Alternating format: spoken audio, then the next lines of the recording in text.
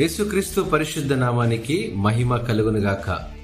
విమోచకుడైన దేవుడు అనే అంశాన్ని అనుదిన వాహినిలో నేడు మనం అధ్యయనం చేద్దాం. యెషయా గ్రంథము 44వ అధ్యాయం 23వ వచనం ప్రకారము, యెహోవా ఆ కార్యమును సమాప్తి చేసి ఉన్నాడు.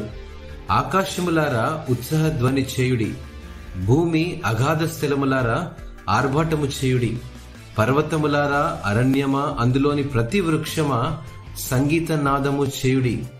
యెహోవా యాకోబును విమోచించును, ఆయన ఇశ్రాయేలులో తన్ను తాను మహిమోన్నతునిగా కనపరుచుకొనును. దాదాపు 430 సంవత్సరాల బానిసత్వం తర్వాత ఇశ్రాయేలీలు దేవుణ్ణి తమ విమోచకునిగా తెలుసుకున్నారు. వారు బానిసత్వం నుండి విముక్తి పొందడమే కాకుండా దేవుడు ఇశ్రాయేలీయులను తరతరాలుగా ఆశీర్వదించాడు. అందుకే దేవుడు అబ్రహాము దేవుడు, ఇస్సాకు దేవుడు మరియు యాకోబు దేవుడని పిలువబడ్డం మనం గమనిస్తూ ఉంటాము.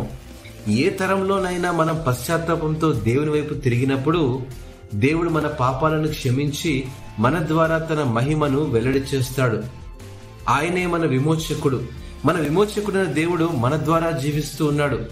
దేవుడు ఎవరిని విమోచించాడో వారికి తన ఆత్మను అనుగ్రహించాడు. అంతేకాదు, నీరు పోసినట్లు వారిపై తన ఆత్మను కుమ్మరించాడు. దేవుడు తన ఆత్మను మాత్రమే కుమ్మరించదలుచుకోలేదండి, కానీ దేవుడు తన ఆశీర్వాదాన్ని మనపై మరియు రాబోయే తరతరముల మీద కుమ్మరించాలనుకుంటున్నాడు.